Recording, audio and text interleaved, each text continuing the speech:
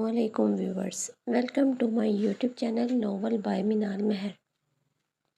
सबसे पहले नए आने वाले रीडर्स और उन तमाम रीडर्स से गुजारिश है जिन्होंने अभी तक मेरा YouTube चैनल सब्सक्राइब नहीं किया, मेरे YouTube चैनल को सब्सक्राइब कर लें ताकि हर नए आने वाली वीडियो का नोटिफिकेशन सबसे पहले आपको मिल सके। बात दरअसल ये है कि मेरे मोबाइल की बैटरी बेहद फूल चुकी है,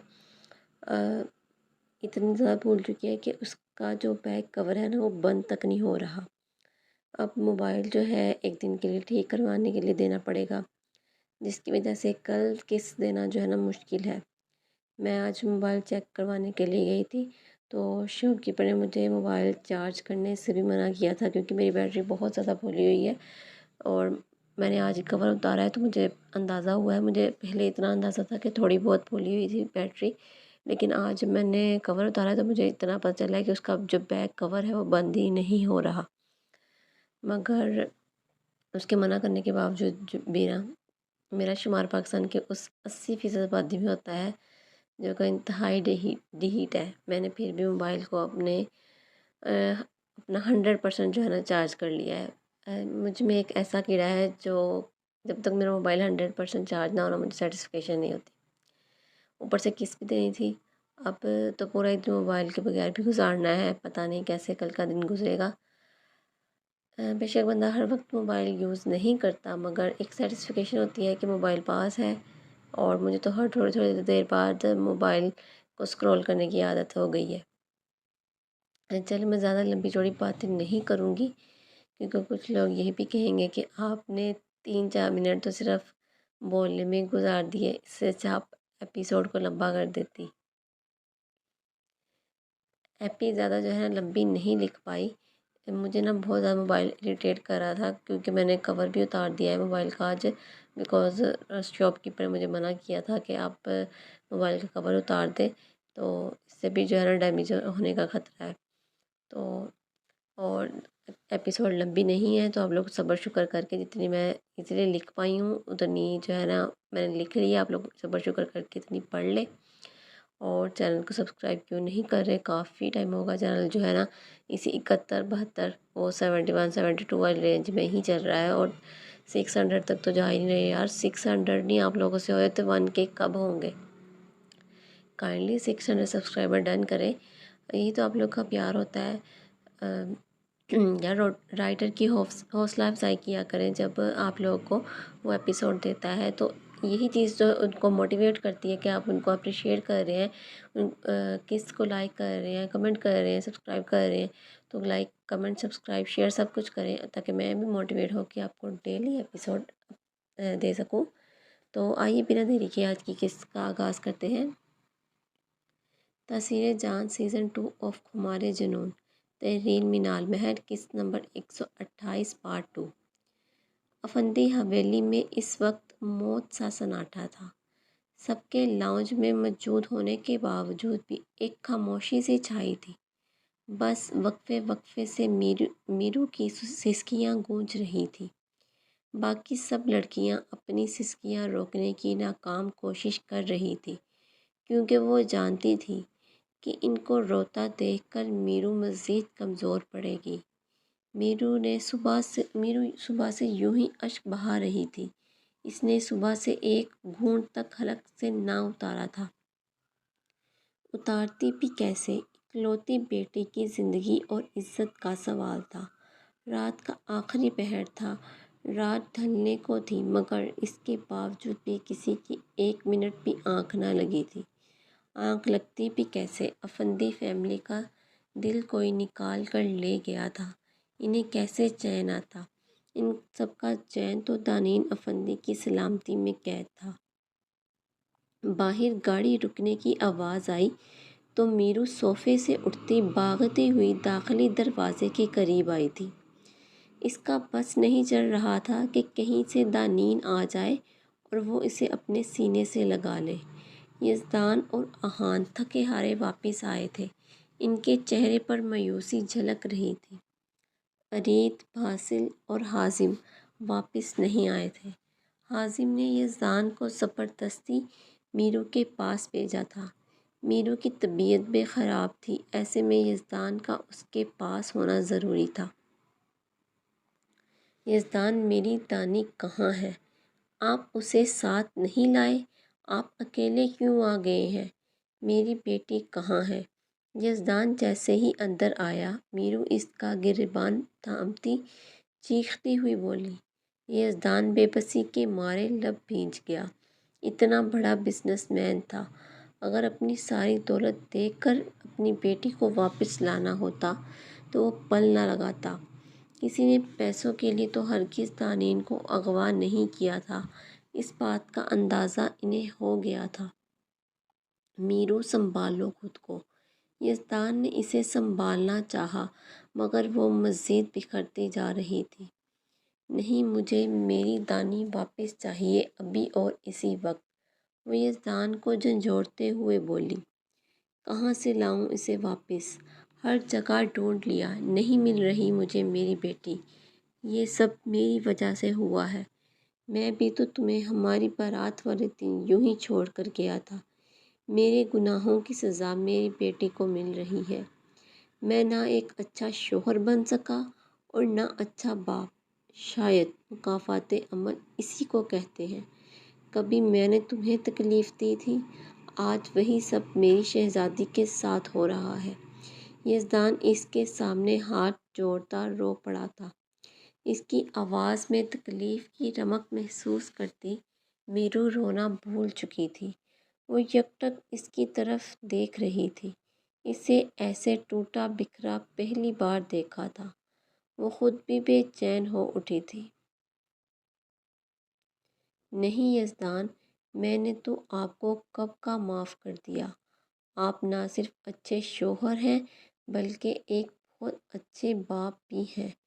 ہماری بیٹی کے ساتھ کچھ غلط نہیں ہوگا۔ میرو اس کے ہاتھ پر سر ٹکاتے سسک اٹھی تھی۔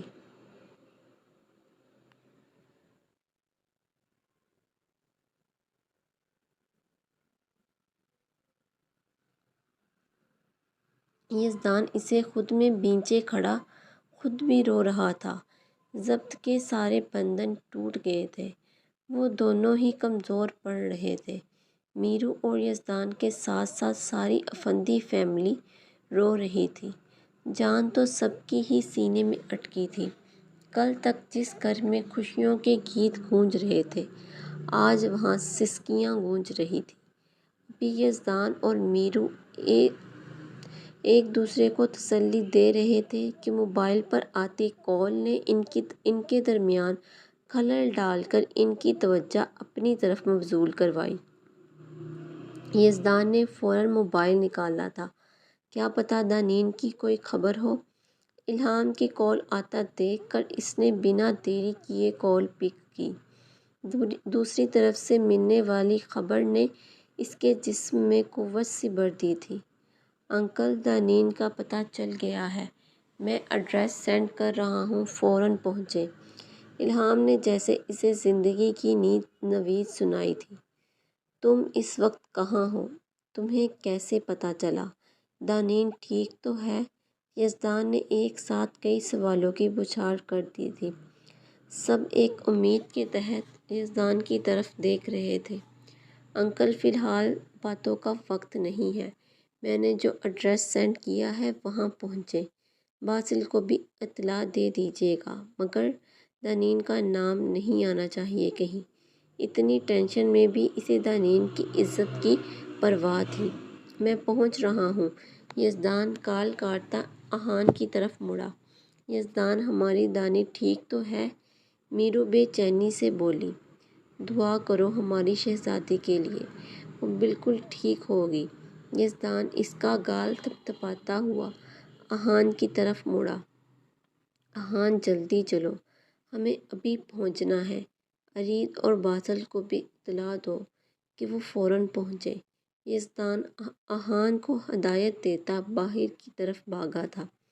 احان بھی اس کے پیچھے بھاگا تھا۔ گاڑی میں سوار ہوتے ہی اس نے ارید کو کال کر کے اطلاع دے دی تھی۔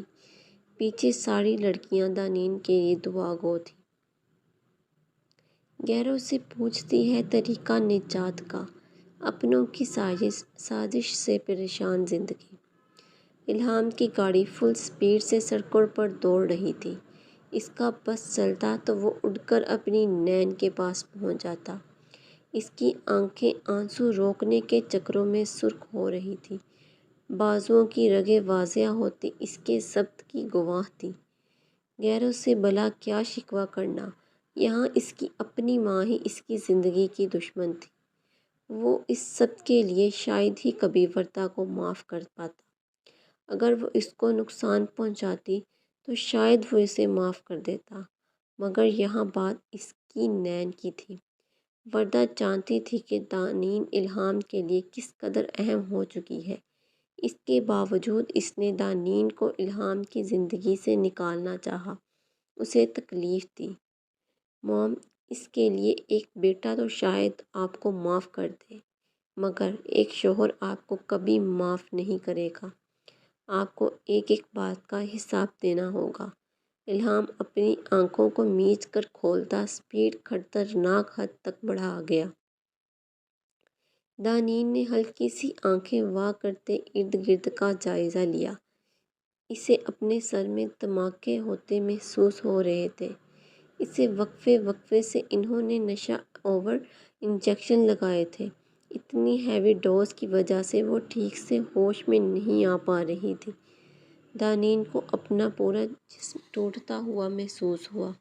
بائیں گال پر تھپڑ کا نشان، جبکہ ہونٹ کے کنارے پر ننھا سا خون کا قطرہ جمع ہوا تھا۔ دائیں آستین کندھے سے پھٹی تھی۔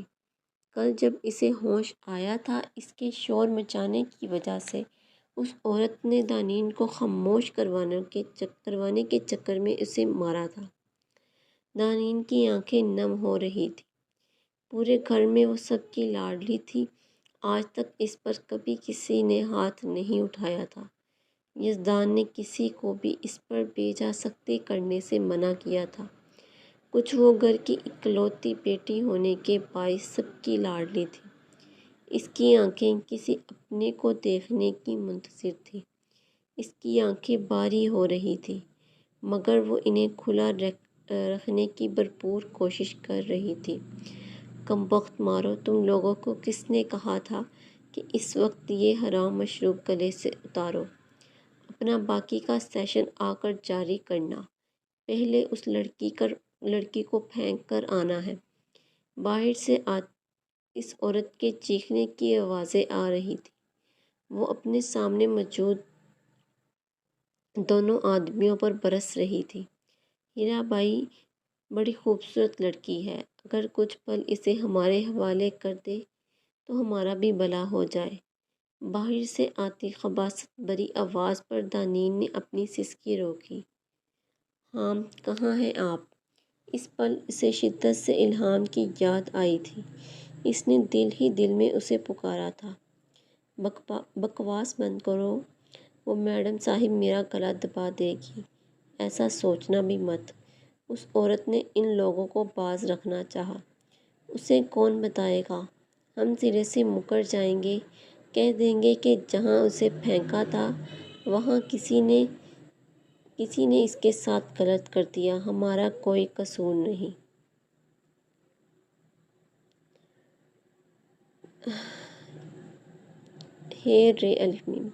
محلول نے ان کے اندر کی شیطانیت جگا دی تھی۔ بکواس بند کرو، ہم کوئی رسک نہیں لے سکتے۔ ہم لوگ وقت پر ہی اسے ٹھکانے لگائیں گے۔ صبح کی روشنی پھیل رہی ہے، میں کوئی رسک نہیں لے سکتی۔ وہ عورت انہیں باز رکھنا چاہ رہی تھی۔ وہ دونوں آدمی اس ہیرا نامی عورت کو پرے دھکیلتے کمرے کی جانب بڑھ گئے۔ بہت سن لی تھی اس کی بک بک۔ ان کے قدموں کی چاپ اپنے قریب محسوس کر کے دانین کی جان ہوا ہونے لگی۔ آنکھوں کے آگے اندھیرا چھا رہا تھا، جسے وہ آنکھیں جھپک جھپک کر دور کرنے کی کوشش کر رہی تھی۔ اس نے شدت سے اللہ کو یاد کیا تھا۔ وہ خود میں ہمت مجتمع کرتی بستر سے اتری تھی۔ وہ خود کو کسی طرح کمرے سے اٹیچ باتھ میں بند کرنا چاہتی تھی۔ اے چٹکنی چڑھا ورنہ وہ منحوس عورت بکواس کرنے اندر آ جائے گی۔ اس آدمی نے غالباً جس کا نام راشد تھا اپنے پیچھے آتے دوسرے آدمی کو حکم نامہ جاری کیا تھا۔ وہ فوراً اپنے ساتھی کی ہدایت پر عمل پیرا ہوا۔ بے خیر تو دروازہ کھولو، تم لوگ مجھے بھی پھنسواؤ گے، وہ چڑیل ڈائن میرا گلا دبا دے گی۔ ہیرا بائی تیزی سے دروازے کے نزدیک آتی دروازہ پیٹنے لگی۔ اسے وردہ کے قہر سے خوف آ رہا تھا۔ اے بلبل، تو کہاں بھاگ رہی ہے؟ راشد دانین کی طرف بڑھتے اس کی کلائی جکڑ گیا۔ چھوڑو مجھے، دانین کے لب بری طرح کپا رہے تھے۔ وہ اس ہٹے کٹے انسان سے اپنی کلائی چھڑوانے کی بھرپور تغوّدت کر رہی تھی، مگر ناکام ٹھہرتی بری طرح سسکیاں بھرنے لگیں۔ بڑی خوبصورت ہے تو بلبل، ایک دم ہیروئن۔ وہ خباثت سے دانین کو اوپر سے نیچے کی طرف دیکھتا اپنے ساتھی کے ہاتھ پر ہاتھ مارتا خباثت سے قہقہے لگانے لگا۔ مجھے جانے دو، دانین نے ٹوٹے سے لہجے میں التجا کی۔ ارے ایسے کیسے؟ سامنے اتنی خوبصورتی ہو تو خراج تحسین پیش کرنا تو بنتا ہے۔ اتنے حسن کو نہ سہرایا تو اس زندگی کا کیا فائدہ؟ کیوں کامی؟ وہ اپنے ساتھی سے مشورہ مانگتا ہوا بولا۔ بالکل ٹھیک کہہ رہے ہو بوس، کامی نامی اس شخص نے اس کی ہاں میں ہاں ملائی۔ گوری چمڑی میری تو ویسے ہی کمزوری ہے۔ اس نے دانین کے گال پر خباثت سے ہاتھ پھیرا۔ ہاتھ مت لگاؤ مجھے، دانین نے غصے سے اس کا ہاتھ جھٹکا۔ پہلے وہ دونوں اس کے ہاتھ جھٹکنے پر قہقہہ لگا کر ہنسے، پھر اس راشد نامی شخص نے کھینچ کر ایک تھپڑ دانین کے گال پر رسید کیا۔ دانین کو اپنا دماغ سن ہوتا ہوا محسوس ہوا۔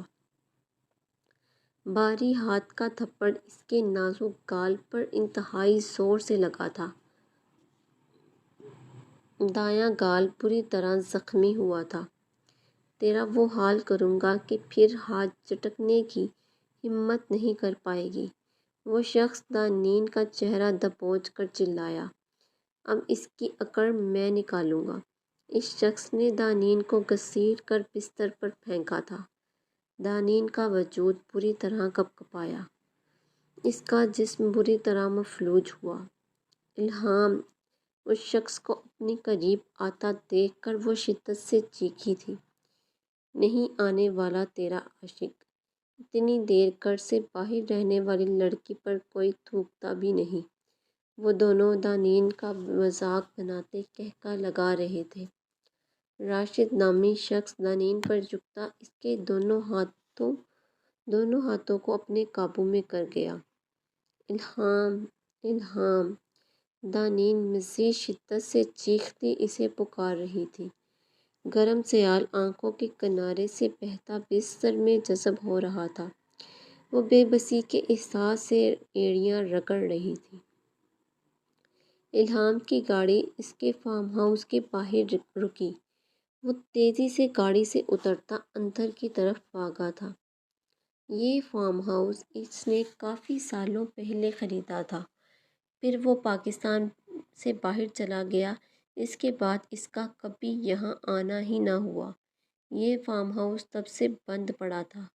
وہ جیسے ہی اندر داخل ہوا، اپنے نام کی پکار پر اس کے قدم منجمد ہوئے۔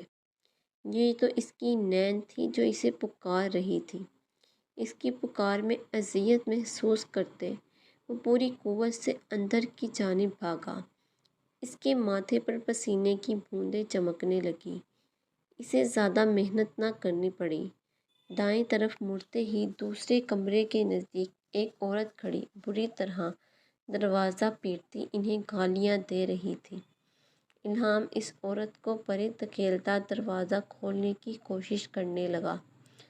نین، الہام دروازے کو توڑنے کی کوشش کرتا چیخا تھا۔ اسے زیادہ تغوّدت نہ کرنی پڑی۔ بند رہنے کی وجہ سے دروازہ بوسیدہ سا تھا۔ دروازے کی چٹکنی اس کے چند دھکوں سے ہی ٹوٹ گئی تھی۔ اندر کا منظر دیکھ کر اس کی جان نکلی تھی۔ وہ دو ہٹے کٹے آدمی تھے۔ ان میں سے ایک دانین پر جھکا تھا جبکہ دوسرا آدمی بھی اسے قابو کرنے کی کوشش کر رہا تھا۔ ایک کون ہے تو؟ اندر کیسے آیا؟ کامی نامی شخص اس کے نزدیک بڑھتا رعب سے بولا۔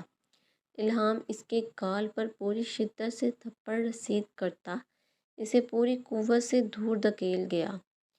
اب اس کا رخ دوسرے آدمی کی طرف تھا جو دانین کو دبوچے ہوئے تھا۔ وہ اسے دانین سے دور کرتا اس کے منہ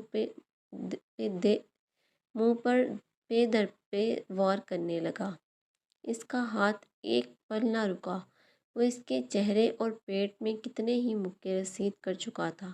اس کے چہرے پر تھپڑوں کی برسات کرتا وہ پاگل ہونے کے در پہ تھا۔ ہاں، دانین نے روتے ہوئے اسے پکارا تھا۔ وہ بستر سے اترتی لڑکھڑاتے قدموں سے اس کی طرف بڑھی تھی۔ الہام اس کی پکار پر رکتا اس کی طرف دیکھنے لگا جس کے دونوں گال پر تھپڑوں کے نشان تھے جبکہ ہونٹ بھی زخمی تھا۔ الہام کی آنکھوں میں خون اترا تھا۔ وہ آدمی زمین پر پڑا کرا رہا تھا۔ الہام نے اس کے پیٹ میں ٹھوکر رسید کی تھی۔ شراب کے نشے کی وجہ سے وہ پہلے ہی لڑکھڑا رہے تھے۔ باقی رہی صحیح کسر الہام نے پوری کر دی تھی۔ وہ انہیں پرے دھکیلتا دانین کی طرف بڑھا۔ الہام نے اس کی کمر میں ہاتھ ڈالتے اسے اپنے نزدیک ترین کھینچ لیا تھا۔ وہ دیوانہ وار اس کے زخمی نقوش پر لب رکھ رہا تھا۔ وہ اس کے ایک ایک نقوش کو چومتا کوئی دیوانہ ہی لگ رہا تھا۔ نین، میری جان، میری زندگی، وہ اسے خود میں بھینچتا ہوا بولا۔ اسے احساس ہوا کہ دانین کا وجود ذرا بھی حرکت نہیں کر رہا۔ وہ تڑپ اٹھا تھا۔ دانین جو کب سے اپنی حسیات پر قابو پاتی خود کو بیدار رکھنے کی کوشش کر رہی تھی، اپنے محرم کی آغوش میں آتی ہی خود کو اس کے حوالے کر گئی۔ اب اسے کوئی ڈر نہیں تھا۔ اس کا محافظ جو اس کے پاس تھا، اسے پتہ تھا کہ وہ اپنی جان دے سکتا تھا مگر اس کی عزت پر حرف نہیں آنے دے سکتا تھا۔ عرید اور پارسل لوگ پہنچتے ہی اس عورت اور دونوں آدمیوں کو اپنے قبضے میں لے چکے تھے۔ الہام دانین کو اپنی گود میں لیے باہر کی جانب بھاگا۔ اسے دانین کے ساتھ اپنی سانسیں بھی تھمتی ہوئی محسوس ہو رہی تھیں۔ یزدان اور آہان جو ابھی پہنچے تھے، آہان نے اس کے گوش میں بے ہوش دانین کو دیکھ کر اسے بیٹھنے کا اشارہ کیا تھا۔ یزدان اسے اس حالت میں دیکھ کر تڑپ اٹھا تھا۔ نین، میری جان، آنکھیں کھولو، اپنے حامد کو یوں تنگ مت کرو۔ الہام اسے اپنی آغوش میں سمیٹتا اس کے زخمی چہرے کو قرب سے دیکھتا ہوا بولا۔ سوری، مجھے پتہ ہے میری نین میرے اتنی دیر سے آنے پر ناراض ہے۔ معاف کر دو میری جان۔ بس کرو، نہ تڑپاؤ۔ تمہیں ایسے دیکھ کر مجھے تکلیف ہو رہی ہے۔ میرا دم نکل جائے گا زندگی، وہ دانین کو اپنے سینے میں بھینچتے ہوئے بولا۔ بھیگ تو یزدان کی آنکھیں بھی گئی تھیں۔ آہان ریش ڈرائیونگ کرتا 10 منٹ کے اندر ہسپتال کے باہر تھا۔ الہام اسے لیے اندر کی طرف بھاگا تھا۔ یزدان اور الہام نے چیخ چیخ کر سب کو الرٹ کر دیا تھا۔ الہام اپنی متاع جان کو ابھی کچھ دیر پہلے ہی ہسپتال لایا تھا۔ وہ جب سے آیا تھا یوں ہی کھڑا تھا۔ اسے وہاں کھڑے آدھے گھنٹے سے زیادہ کا وقت گزر چکا تھا۔